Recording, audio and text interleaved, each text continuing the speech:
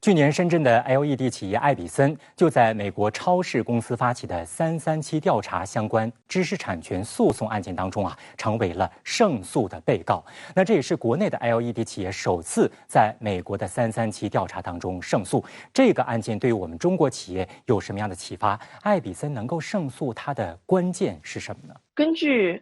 中国深圳海外知识产权保护中心过去2年统计的数据显示呢，实际上每一年中国企业在337案件当中被诉的比例是越来越高了，几乎在2021年达到了80%。但是为什么这个案件能得到大家的广泛关注呢？其实有很重要的几点，就是说，其实中国企业，尤其是一些中国的中小企业，在面对337调查的时候，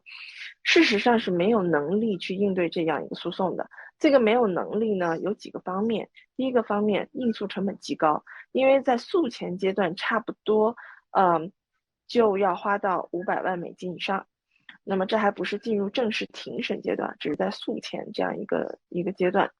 那么第二个呢，是说中小企业放弃美国市场本身而言的话，对他们的影响并不是特别的重大，尤其是在“一带一路”这样的政策引领之下呢，实际上我们中国的产品在全世界各国都这个受欢迎的程度都是非常高的。那第三点呢，还有很多案件实际上在诉前阶段就已经达成了和解，就是在正式庭审之前达成庭前和解，因此就不会出现像这个案件这样最终拿到胜诉判决的这样一个情况。那所以呢，这个案件其实它的关键性的意义呢，实际上它能够反映的是，第一，我们中国企业在面对这样的一些被诉案件当中，尤其是像美国337调查这样的案件当中呢，越来越积极。而且呢，其实也是中国企业一个实力的一种成长的一种表现，因为它的应诉成本确实是极高的。第三个呢，也反映出来我们中国企业它自身的这种技术上的这种创新性，还有它的这种含金量是进一步提高的。我们注意到爱比森的律师在结案陈词的时候给出了有力一击。他说，美国方面呢不选择在市场上去竞争，而是选择在法庭上开展他们的业务。那刘先生，在您看来，爱比森的律师他的这一番陈述它隐含着什么样的内容？爱迪生这个陈词非常高明，高明是在于用中国人的讲话，就是骂人不带脏字。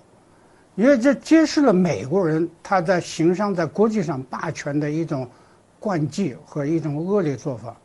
他不敢光明磊落的跟你竞争，他只能在阴暗的角落里散发点谣言，然后挑一些小毛病来跟你进行所谓的竞争。包括像5G 技术非常说明，如果5G 技术是盗窃美国的技术，您举出距离了5年时间了，你都没有举出一个例子，华为哪个技术盗窃你美国的？没有。他不把心思放在他自己创新、自己继续进步的这个工作上，而是放在如何做小动作，阻拦别的国家发展，阻拦别的国家进步，最后